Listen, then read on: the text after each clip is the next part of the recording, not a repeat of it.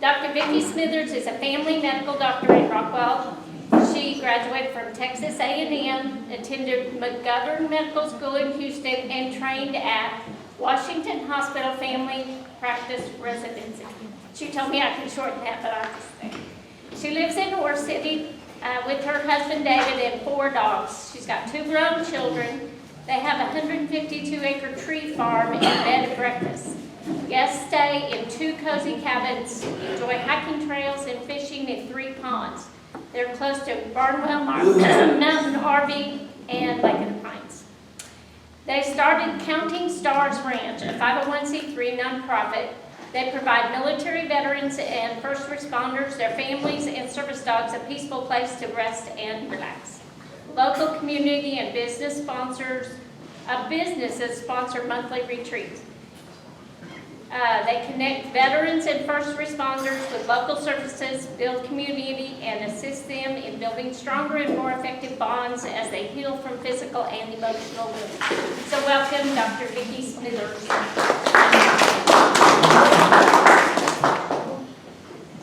Thank you all so much for having me. We moved out to Ore City almost 8 years ago now, and I just feel like I still work in Rockwell, Texas, and so I do this commute back and forth, and there's still so many people that we haven't had a chance to meet. So it's fun to be able to get out and be able to get to meet more people and find out about other organizations in town. And so we came to Ore City just as finding a place to kind of get away from city life. We've been in Rockwell for over 22 years. Our children are grown. My daughter went to Laterno University over in Longview, and so we used to come out and camp at state parks and different areas in the East Texas, and loved it. And so whenever we'd come out to visit her at school, and that's when we found our property. So we've been slowly growing. We started with 76 acres and just raw land, and cleared and built a barn dominium, and then put in some cabins that we use for our bed and breakfast. We just purchased the land next door that has an existing log home that we now use as our retreat center. We call it the Lodge. So steadily growing. We're starting to raise service dogs there on the property. The property we owned used to be the Flying O Ranch, where Mr. Orms raised hunting dogs for many years, so there are existing kennels there on his property. So it's just growing and growing. But I wanted to come in and talk a little bit about the nonprofit that we started. The nonprofit that we started benefits disabled veterans and first responders. This has been just a dream of my husband's. He's an Army veteran, served back during the original Gulf War, and my son is also an Army vet, and my brother as well. And so my brother was injured in Iraq and suffers from PTSD and had a closed head injury while he was there serving for the Army. And he came home with not only external injury, but also those invisible injuries that occur when you suffer from combat trauma.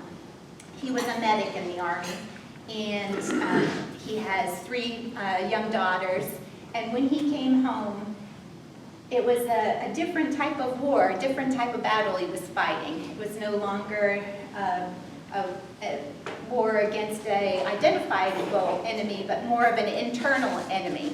And that's what I wanted to talk with you all about today, was about post-traumatic stress. As we started our nonprofit, I guess we just really didn't know what we were getting into. My husband had always wanted to train service dogs for veterans, and my brother has a service dog named Dixon. And Dixon has really changed his life. He has allowed him to kind of get back out and interact with the community. It's helped lower his stress and his anxiety. He travels with Dixon and works for another nonprofit that does week-long retreats for families who are suffering with post-traumatic stress and recovery. So we know about the benefits of service dogs for recovery for PTSD.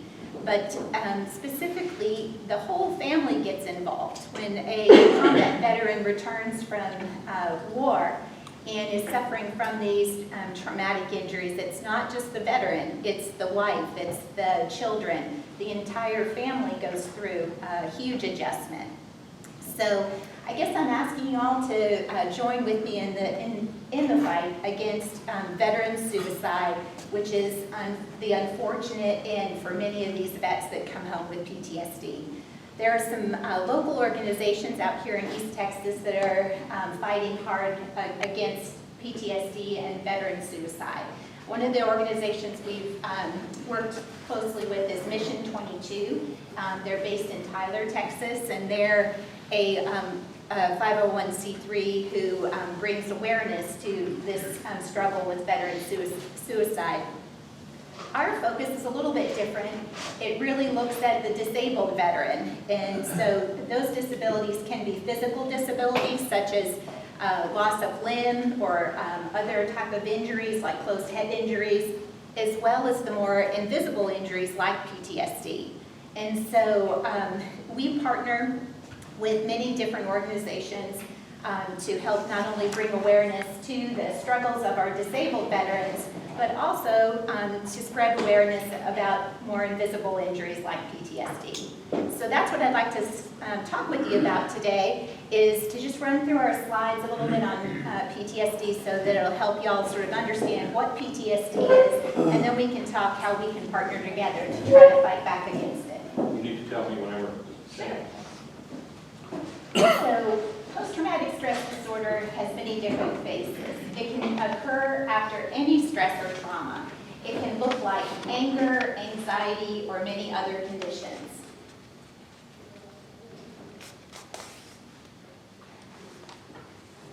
There are wounds that never show on the body that are deeper and more hurtful than anything that bleeds. It's interesting when we start to work with these families, PTSD has such a different presentation. People can have very physical symptoms of PTSD. They can have anxiety and outward attacks. They can be withdrawn and very angry. So often there are some visible signs, and we'll start to go through some of those that will help you identify people that might struggle. Of course, the diagnosis of PTSD has sort of transformed. So I speak often with doctors and other care providers, and so the diagnosis first kind of came out during the Vietnam War, and so there was someone wearing a Vietnam veteran's hat today. At that time, there was just this kind of, men would come home from war feeling distant. They often had a lot of physical symptoms like headaches, heart palpitations, chest pain episodes. They suffered from physical as well as mental symptoms like the depression, the sadness and overwhelming negativity. And then there was some that came back angry with a lot of aggression and hostile behavior. And others just never really came back. They were broken while they were there, had psychotic breaks, and just never able to really function after returning home. And it all fell under this syndrome called post-Vietnam syndrome. Later, as many other conflicts and battles went on, this diagnosis came out to really define what PTSD is. Doctors use a book that is written by the American Psychiatric Association called the DSM-5. And this has had 5 different versions. It's updated every dozen years or so. But specifically, PTSD happens after a stressor. And it can be something they either happen to them, they watched, or a traumatic event happening to someone else who they're close to. So it doesn't always have to have happened directly to themselves. Then there's associated intrusion symptoms, and these are the nightmares. You hear about people that suffer from PTSD having terrible nightmares. They can also have a flashback, and this can be a triggered where somebody will see a garbage bag or something blow across a road in front of them, and the next thing they're like right back in Afghanistan and are reliving an experience with an IED or an explosive device. So these can be really symptomatic. The 4th of July fireworks triggers a lot of our veterans. Just that explosion, that sound with the fireworks is very similar to what happens when there's a bomb explosion. And so a lot of times those loud noises, crowds, gunfire, lots of things can trigger, even smells can bring them right back in an instant to their traumatic event.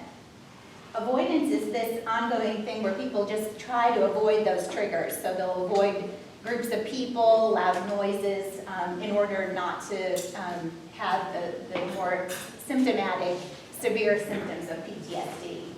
The last part is the one that families wind up seeing a lot of. This is like an alteration in how they think, much more negative in their thinking. They lose the ability to find joy in things, and that's where they start to become more isolated, avoiding situations, and they lose their joy. They just really struggle with pulling themselves out of a really dark place.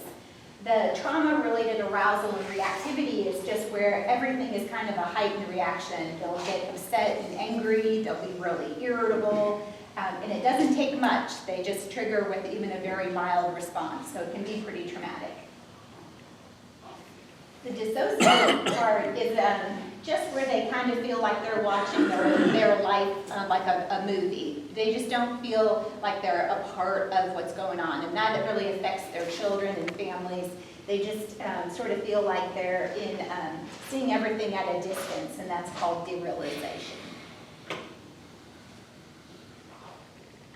So stress and trauma can lead to both physical changes, and that might be the feelings of fatigue, a heart racing, changes in blood pressure, the psychological part, which is just on their thinking, their mood, and then chronic stress can really start to have long-term benefits for their health. So as many as 15% of deployed veterans will have a positive test when you're screening for these symptoms of PTSD. As many as 35% of our veterans suffer from substance abuse after returning home, and that often leads to many legal problems, marital issues, or physical health. And then, of course, this higher suicide rate. I was just blown away by research during the height of COVID. That number got as high as 30 a day at one point during 2021. After everything happened in Afghanistan, that number shot through the roof, and treatment for veterans at the VA for substance abuse and mental health related conditions was sky high, as much as 45 to 50% in some studies. So treatment is many things. The first thing is trying to get a veteran to agree to treatment, or even identifying that they have PTSD. It's a hard thing for a man or woman who has served their country proudly to admit they're having problems. So that's part of why I wanted to come and speak to as many different community organizations as I can to let people know that this is a problem. There are so many veterans here in East Texas. There are over 100,000 in the adjacent counties. So it's an extremely large population. I'm sure there's even more. But it is a huge problem, especially with our young people that are coming home. These last 3 wars have taken their toll with physical disability, a lot of physical injuries, amputations, and traumatic brain injury, and they're struggling. I'm sure you all and your businesses employ veterans, and you'll see some of those struggles. They're very real, and we as a community can come along these families and these young men and women to try to help them with access to services. There are a lot of organizations, and the first thing we did when we came to Ore City was to start to network and find other organizations that were serving veterans. So we've met with the DAV and the VFW and local service organizations, but then also individual programs. And I have some information with 1-800 numbers for the crisis line, different local organizations that do counseling for PTSD. There's a local equine therapy center where they do one-on-one therapy with horses to help veterans heal from their internal and emotional injuries.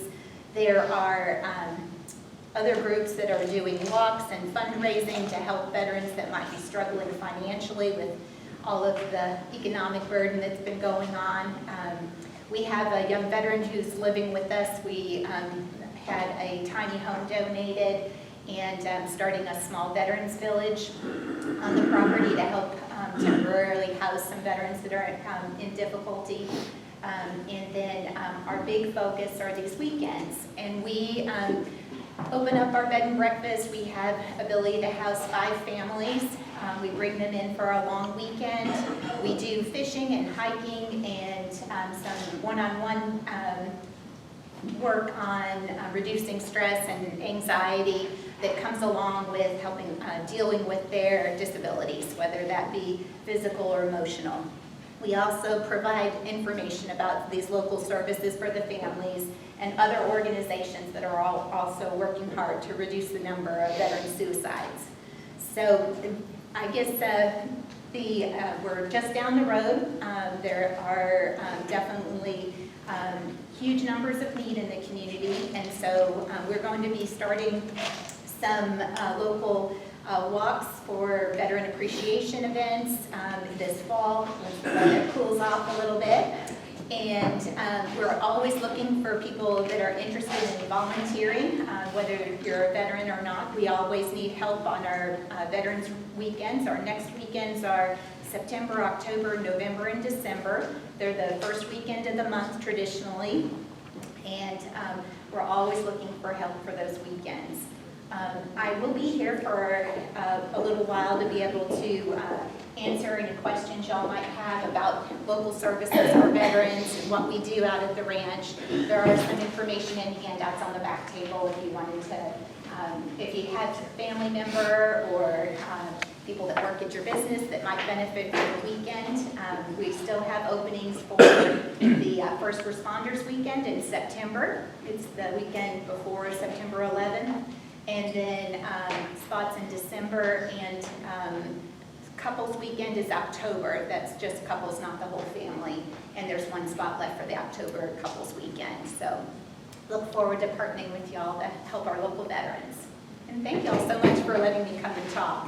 Does anybody have any immediate questions for me today and what we do? How do you reach out? How do you identify people, or how do they know about you? So it's multiple different ways. So we are online. There's a website. It's called www.countingstarsranch.com. They can sign up for weekends at the online on our website.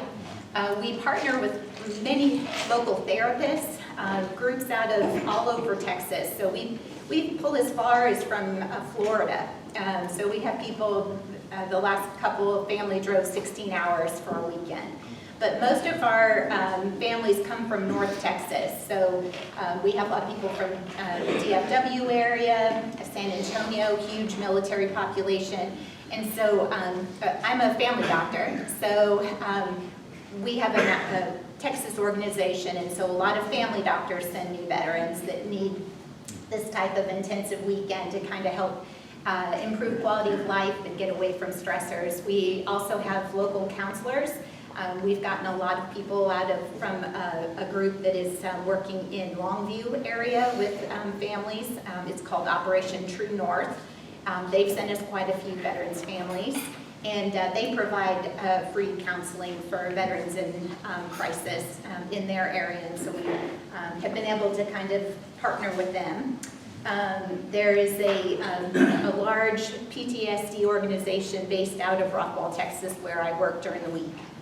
And that organization has also sent us quite a few families. So it's a complicated question, and we're still looking for referrals and local groups that might need assistance. The group that's been the hardest has actually been first responders, disabled first responders, firemen, police officers, EMTs. We know that PTSD isn't just a combat injury, that many first responders suffer from PTSD related to a lifetime in their service. They've seen death. They have experienced many traumas that are cumulative over their lifetimes. And just with the police issues and finances and stuff they just don't have the same support as they traditionally did in certain areas. They've been struggling as well. So we're still looking to partner with some of the disabled fraternity of police and fire services to be able to get those people. So any advice or suggestions on being able to reach those people as well. Anyone else? Yes, sir. At the ranch, where everything is kind of centered, do you have a certain number of people on staff, or do you have a budget and people that you hire? So it is an all volunteer staff. My husband, myself, we have 2 disabled veterans and their wives, so there's 6 of us that are full-time. We partnered with local churches, and we have 4 churches that have worked with us, and they come out and help with meal times. So normally they'll donate Friday and Saturday evening dinner and serve the veterans and families while they're there. My husband and my volunteer staff will basically handle breakfast and lunches. So we ask to try to get people to contribute for each individual family. So we fundraise for the entire family that covers the cost of their stay and meals, etc. So we have ongoing fundraising for that. And then we have some people that will donate to help us with the cost for the entire weekend. So, yes, sir. So we're always looking for groups that might want to do meals, volunteer that way. Anyone that has time that just wants to come out Friday night for the initial greeting. It's wonderful that just to have people to sit and visit with them, get to and just let them know that the community is supportive of their service and so grateful. Being able to go fishing on Saturday morning, I'm the local fishing guide, so I take them down to the lake and do fishing with the family. They have a great time. We have a little stocked lake, and they have a blast fishing for bass and the bluegill. And the kids just could fish all day long. And then we do some hiking and different activities. And so for those events, we often have local church members. I have Boy Scouts out one weekend. So any groups or individuals that are interested in doing that type of volunteering, we can use that type of help. Sometimes it's just greeters being there at the lodge when they arrive. Other times it's helping serve those meals that are donated. And then all day long Saturday, there's games and art projects and different things that they can assist and help the kids with. Because we'll have 4 families and up to 20 people at those events, plus 6 to 12 volunteers, plus the church groups or Boy Scout groups that come in. So it can be a lot of work for just the 2 of us.